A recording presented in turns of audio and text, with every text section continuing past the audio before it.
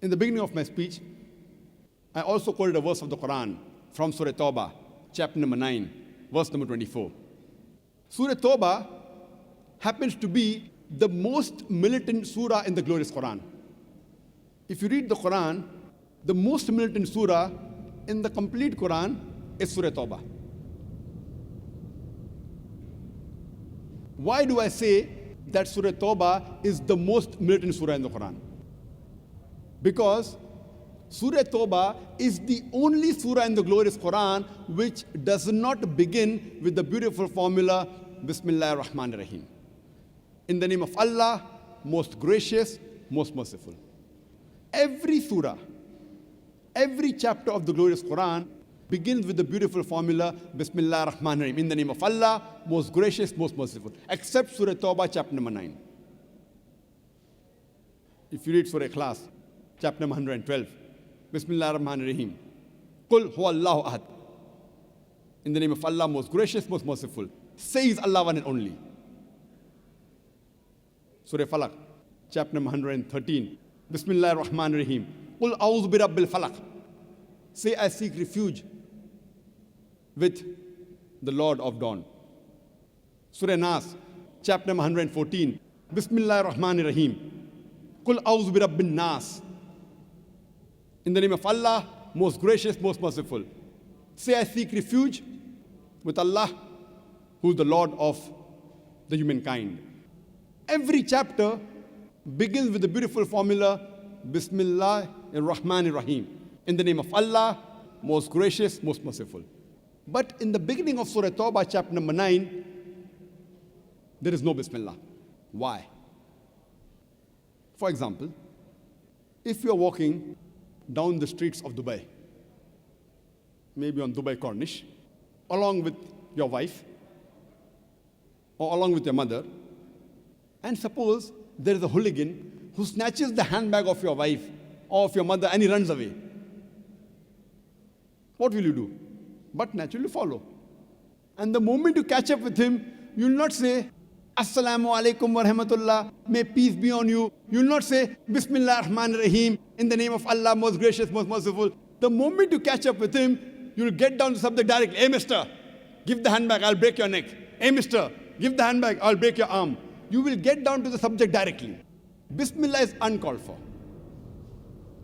Similarly, if you read Surah Tauba, chapter number 9, if you read the few verses in the beginning, there was a peace treaty between the Muslims and the mushriks of Makkah.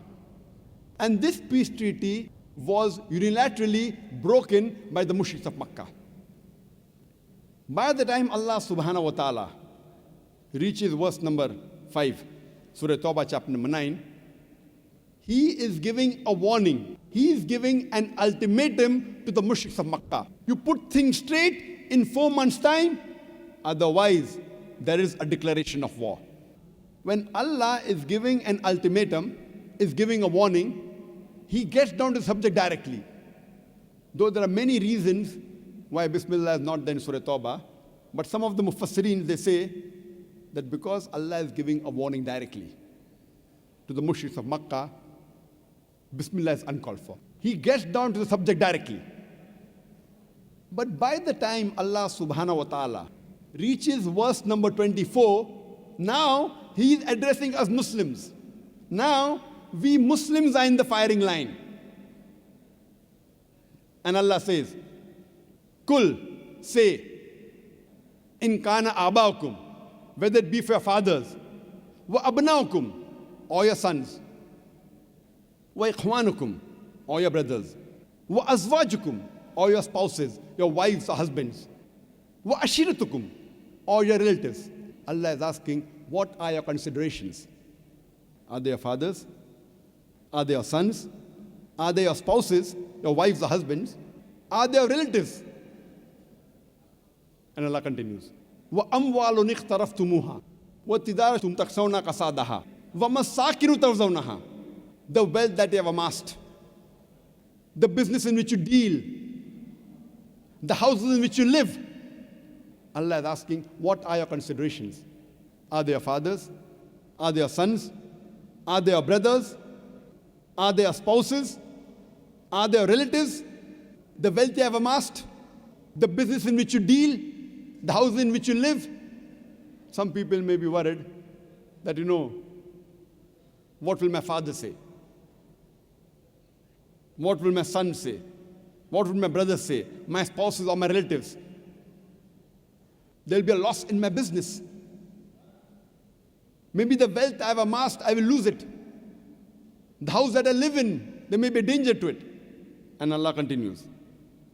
Ahabba ilaykum minallahi wa rasulihi wa jihadin fi sabilihi. If you love all these things more than Allah, His Rasul, and doing jihad in the way of Allah. Allah says, if you love all these 8 things, your fathers, your sons, your brothers, your spouses, your wives and husbands, your relatives, the business in which you deal, the wealth that you have amassed, the house in which you live, if you love all these 8 things more than Allah, His Messenger, His Rasul, and doing jihad in the way of Allah subhanahu wa ta'ala. Allah says, fatarabbasu, wait, hatta ya'ti Allahu bi-amri, until Allah brings about His decision unto you. Hatta ya'ti Allahu bi-amri, until Allah brings about His destruction unto you. Wallahu la yazilkum al-fasiqeen, and Allah guides not the fasiq people.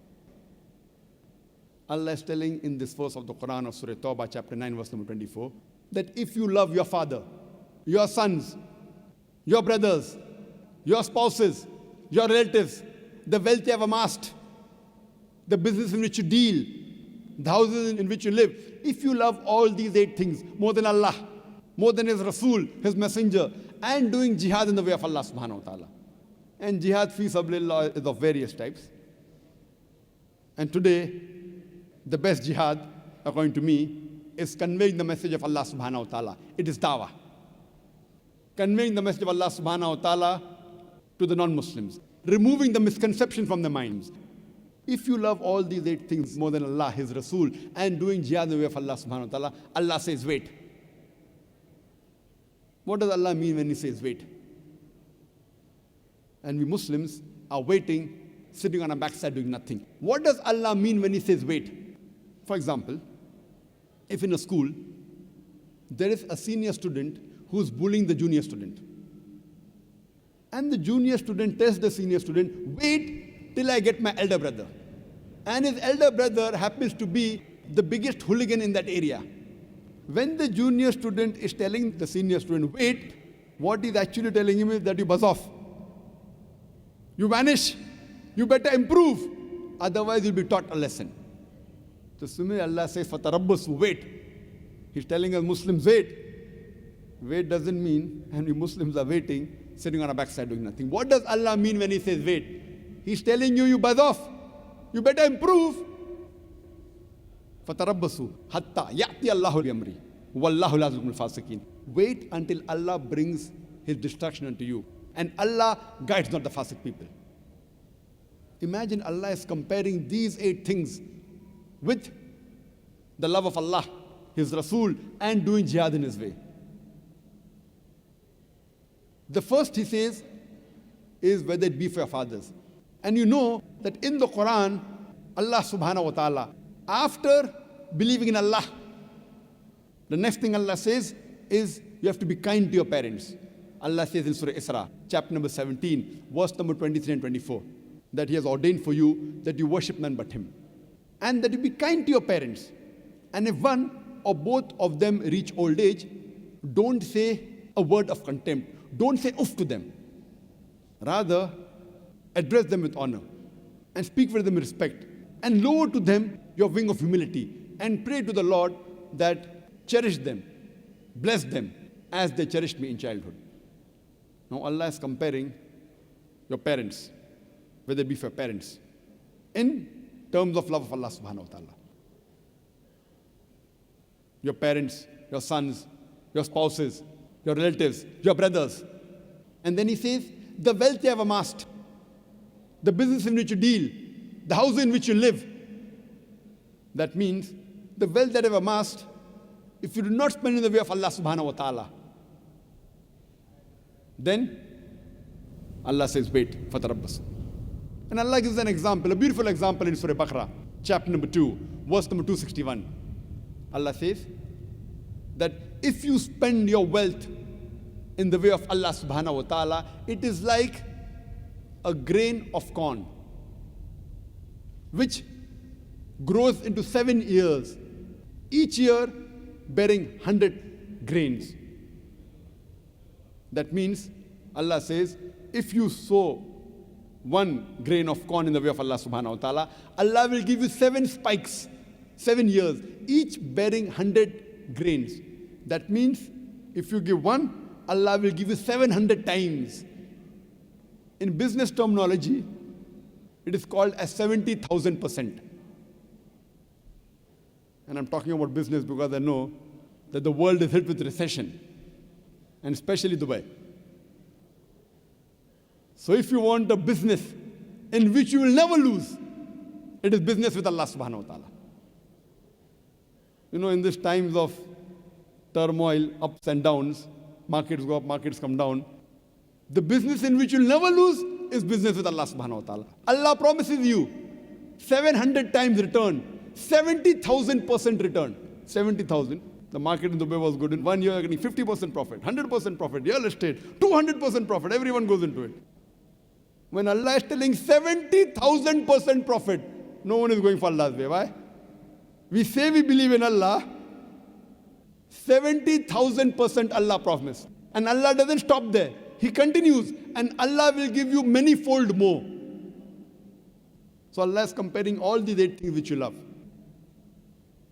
Your fathers, your sons, your brothers, your husbands and wives, your relatives, the wealth you have amassed, the business in which you deal, the house in which you live. Allah is saying, if you love all these things more than Allah, His Rasul, and doing jihad in the way of Allah subhanahu wa ta'ala, Allah says, فَتَرَبَّصُوا, wait, hatta ya'ti Allahu bi-amri, until Allah brings about His destruction to you. Wallahu ila al-qawmil fasiqin. And Allah guides not the fasiq people.